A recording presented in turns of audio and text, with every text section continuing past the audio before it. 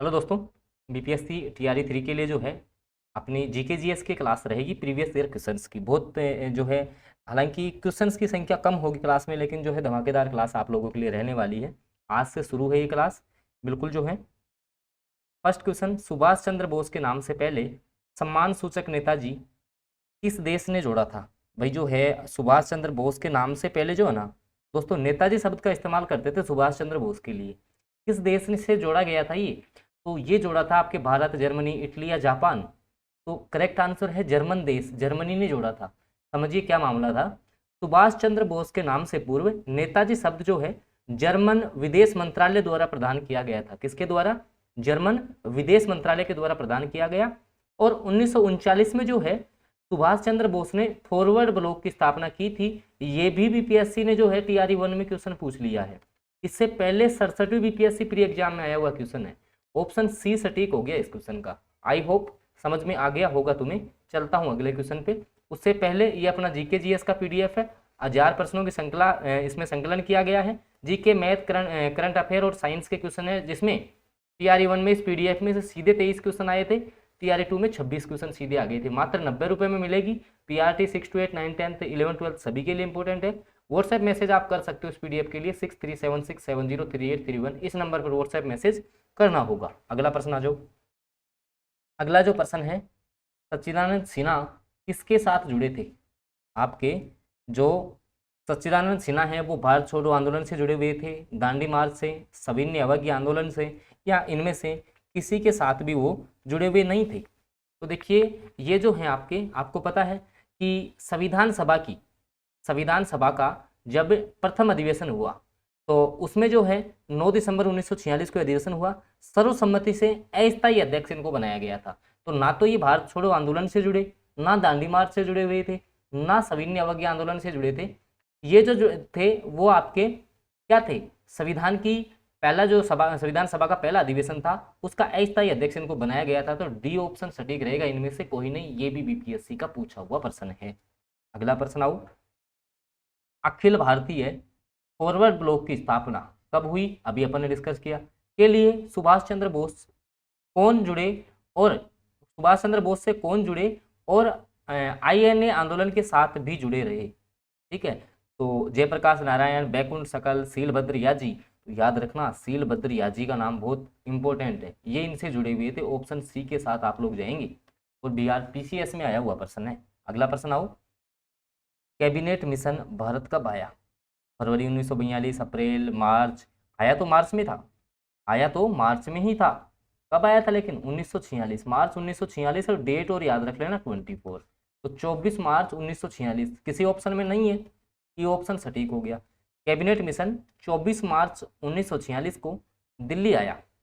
इसके अध्यक्ष कौन थे? लॉर्ड पैथिक लॉरेंस भारत के सचिव थे। अन्य 2 सदस्य जो थे वो स्टेफोर्ड क्रिप्स, ठीक है, और एवी अलेक्जेंडर जो कि नौसेना मंत्री थे। तो ये भी जो है ना आपको याद रखना है। अगला प्रश्न, आईएनए किसके दिमाग की उपज थी और किसने इसकी स्थापना की थी?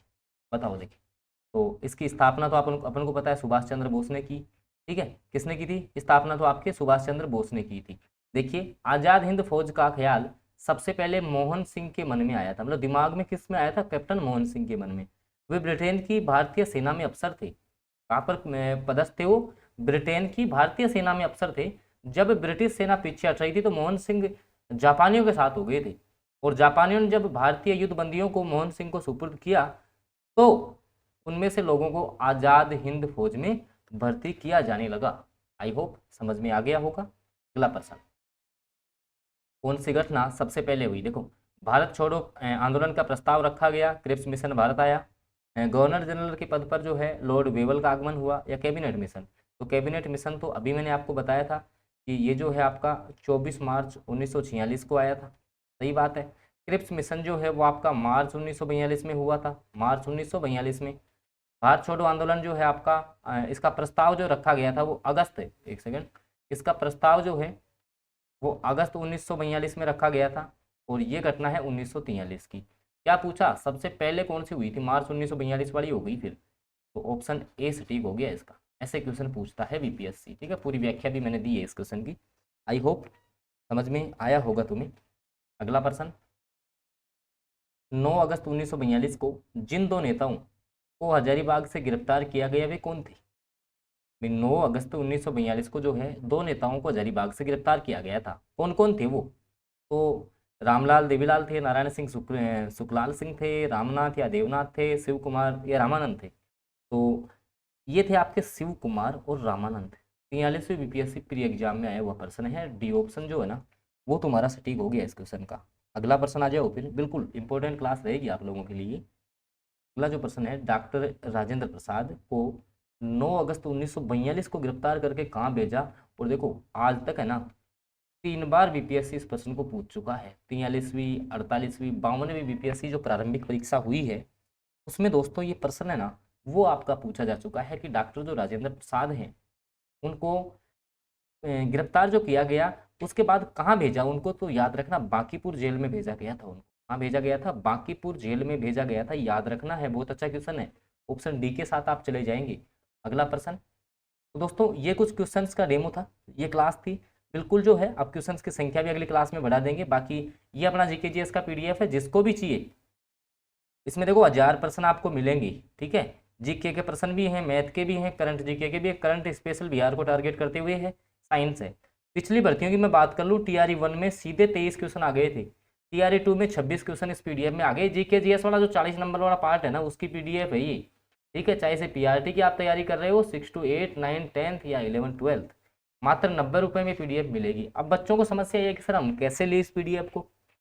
तो आप व्हाट्सएप मैसेज हमें कर सकते हो 6376703831 पर। इस पर 637670, ये नंबर जो दिख रहा है ना डिस्प्ले पे भी चल रहा है, इस पर आप लोग व्हाट्सएप मैसेज कर सकते हो। बाकी चैनल से जो साथी नहीं जुड़े हैं वो चैनल को सब्सक्राइब आप जरूर कर लो, साथ में बेल नोटिफिकेशन ऑन करके रखो ताकि जैसे ही अगली क्लास आएगी उसकी नोटिफिकेशन जो है ना वो आप लोगों तक पहुंच जाएगी। धन्यवाद।